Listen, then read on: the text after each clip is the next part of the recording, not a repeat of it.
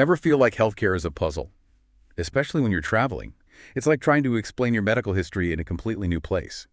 But what if your health records could just follow you anywhere you go in Africa? That's the idea behind this single digital health market blueprint. It's from the Smart Africa Alliance, and we're diving deep into it today. It's a plan to use digital technology to totally change healthcare access for over 1 billion people. We're talking about secure digital wallets for your health records, telehealth appointments across borders, even potential cost savings. It's a lot to unpack, so let's jump right in. It is a pretty ambitious goal, making healthcare seamless across an entire continent. But the thing is, Africa's healthcare landscape is incredibly diverse, and this blueprint gets that. It's not about imposing a single system on everyone. It's about establishing the foundation for secure, interoperable systems that can actually talk to each other. And they even use a story to show how this could work in real life. It's about a woman named Zoe, who needs specialized heart surgery. It's really interesting how they use her story to make it all more relatable. Yeah, her journey through the system kind of highlights how this digital setup could work in practice. Okay, so the blueprint has this framework with 3 main pillars. Let's break them down one by one.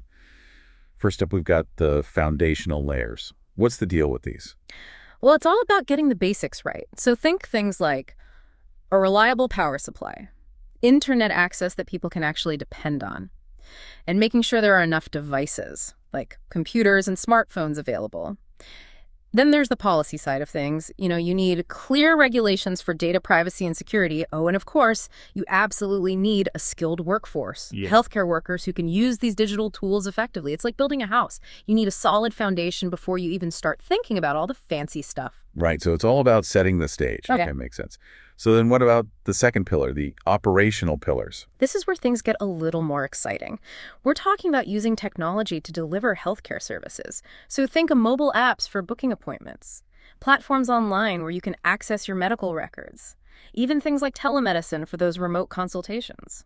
So like instead of someone traveling for hours for a basic checkup, they could talk to a doctor from their village using their phone. That seems like it would be huge for people in rural areas. Absolutely. This pillar is all about bridging that gap between healthcare providers and patients, especially in communities that haven't always had the best access to care. Okay, so we've got the foundation and then the tools to deliver services. But what's the big picture here? What's the vision for this single digital health market? Imagine this. You're traveling anywhere in Africa and suddenly need to see a doctor. But instead of carrying a ton of papers with your medical history, it's all right there on your phone, securely stored in a digital wallet. You can share that information with any doctor or hospital, with your consent, of course. That would be amazing. No more trying to remember all the tiny details from years ago, or worrying about losing important paperwork. But how realistic is it to actually create that kind of system across so many different countries? Well, that's where this third pillar comes in. It's called the vision. And it's not about making every country use the exact same system. It's about creating a framework where all those different systems can work together. You can think of it like a universal language for healthcare data, so information can flow freely and securely across any border. This universal language idea sounds really interesting. But let's get into some specifics here. What kind of features would actually make this single digital health market work? Well, one crucial piece would be a unique digital ID for every patient. So it doesn't matter if someone receives care in different countries, all their health records would be linked together. So no matter where Waridzo goes, all that information is connected to her ID. Exactly. And with her consent, her doctor could see her complete medical history. That way, they have everything they need to provide the best possible care. That makes things way more efficient. But wouldn't you need some massive database of doctors and hospitals all across the continent for this to work? You're absolutely right. That's why the blueprint talks about key registries. So basically, these would be comprehensive lists of healthcare professionals, facilities, even medical terms, all standardized so everyone's speaking the same language. So a doctor in Kenya could easily understand a patient's records from Senegal. Precisely. It's called semantic interoperability. Basically, it just takes away any ambiguity.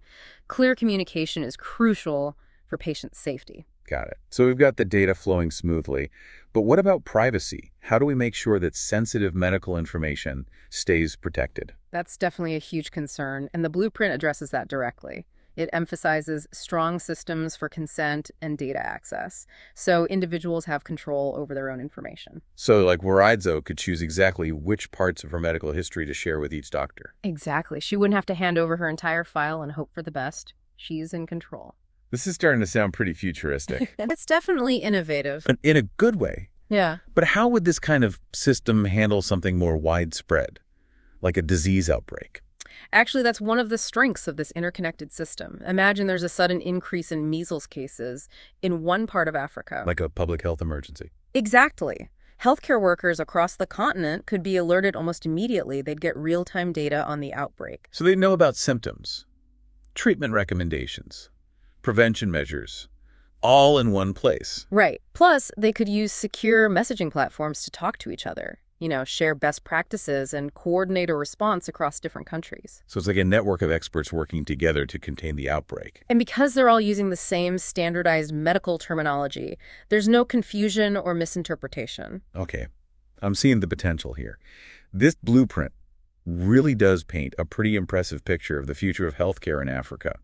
This all sounds incredible in theory, but how do you actually make it happen? I mean, rolling out a system like this across an entire continent can't be easy. You're right. It's definitely a complex undertaking.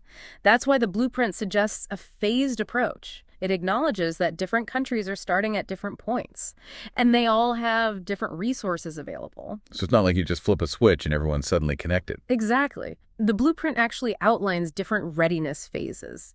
That way, countries can implement these digital health solutions at a pace that makes sense for them. So what would these phases look like? So in the initial phase, the focus is on getting those foundational layers in place, making sure the basic infrastructure policies and training are all set up. So laying the groundwork for a strong system. Exactly. Then, once those foundations are solid, countries can start implementing some of the basic digital tools. Things like digital patient wallets, online directories of healthcare providers and facilities. So even with limited resources, people could start seeing some of the benefits right away. Absolutely. And then as countries move through those phases, they can start adding more complex things like teleconsultation services, electronic health records, and eventually that cross-border data exchange. It's like building a house. You start with the foundation and then add on from there. That's a great way to put it. And to help countries along the way, the blueprint actually provides a roadmap. It lists out the specific functionalities that can be implemented at each phase. So nations can prioritize their efforts and see how far they've come. So it's not just a lofty vision. It's a practical guide. That's good to hear. It shows how committed the Smart Africa Alliance is to making this happen. We've definitely covered a lot of ground today. We've talked about the vision, the framework, the technology, and even the roadmap for implementation. But honestly, it feels like we've barely scratched the surface of what's possible with digital health in Africa. Oh, absolutely. There's just so much potential. It's a really exciting time to be involved in this field. This whole deep dive has really opened my eyes to the possibilities. But it's also made me realize how much more there is to learn. That's the beauty of it. We're all learning when it comes to digital health. This blueprint feels like a roadmap to a better future. One where healthcare is more accessible, more efficient, and more focused on the patient. It's a good reminder that technology can be such a powerful tool for positive change.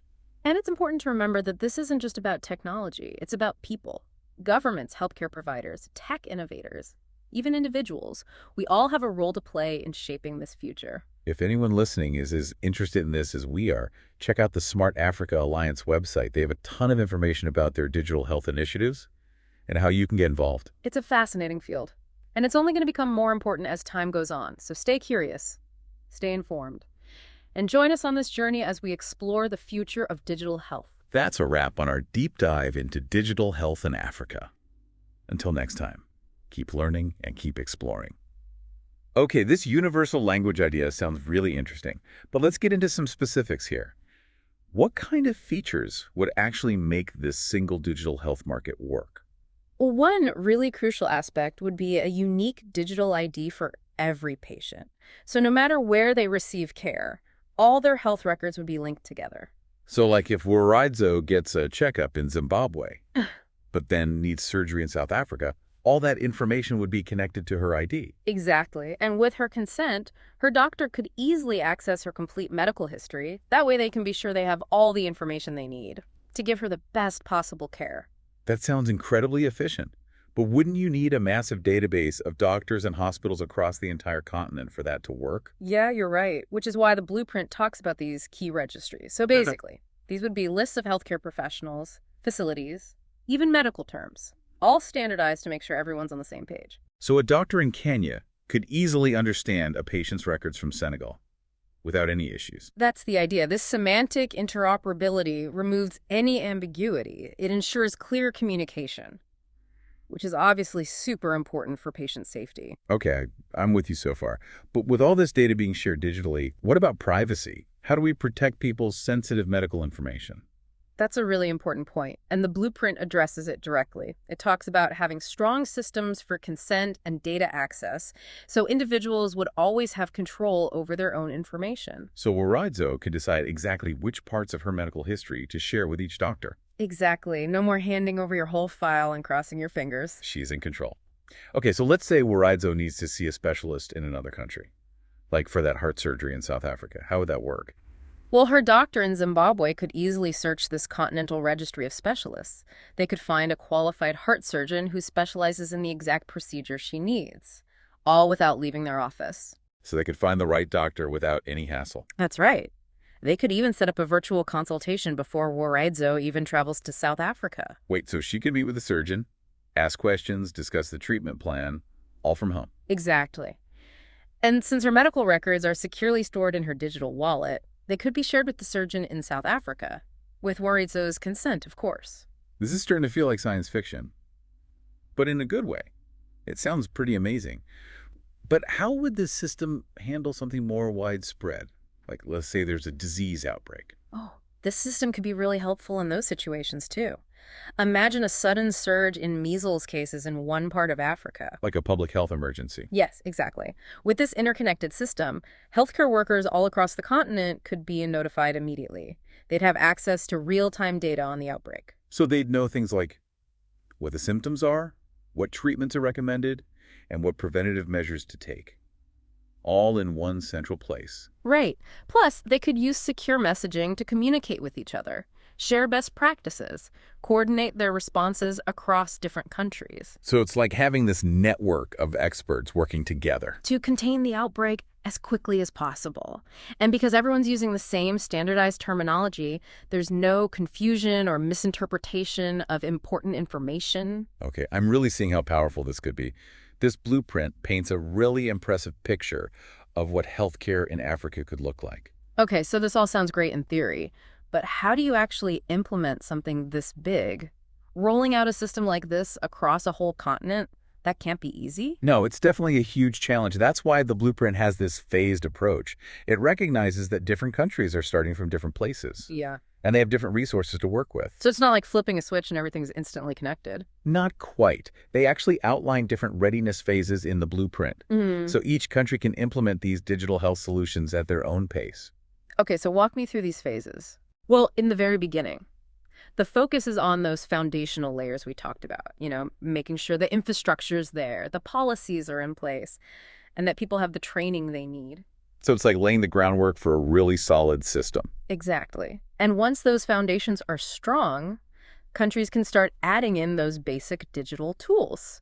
Things like digital patient wallets, online directories for healthcare providers and facilities. So even with limited resources, people could start benefiting from this right away. That's the idea. And then as countries move through those phases, they can start adding more and more functionalities like teleconsultation services, electronic health records, and eventually that cross-border data exchange we talked about. So they kind of build on what they've already got. Exactly. It's like building a house. You start with a solid base, and then you add on from there. And to help guide countries through this whole process, the blueprint actually has this roadmap. It breaks down exactly which functionalities can be implemented at each stage, so each country can prioritize what's important to them and track their own progress. So it's more than just a nice idea. It's a practical plan. That's great. Yeah, it really shows how committed the Smart Africa Alliance is to making this a reality. We've covered a lot of ground today, but it feels like we've just scratched the surface of what's possible. I think that's true. Digital health in Africa has so much potential. It's a really exciting area to watch. This deep dive has been eye-opening, but it's also made me realize how much more I need to learn. That's the best part. We're all constantly learning when it comes to digital health. This blueprint gives me a lot of hope for the future. One where healthcare is more accessible and more efficient for everyone. It shows how technology can be used to make a real difference in people's lives. And it highlights how important collaboration is. We all have a role to play in shaping this future. If anyone listening wants to learn more about this, definitely head over to the Smart Africa Alliance website. They've got tons of info about their digital health initiatives and how you can get involved. It's a constantly evolving field, so definitely stay curious, stay informed, and join us as we keep exploring the future of digital health. That's it for our deep dive on digital health in Africa. Until next time, keep learning and keep exploring.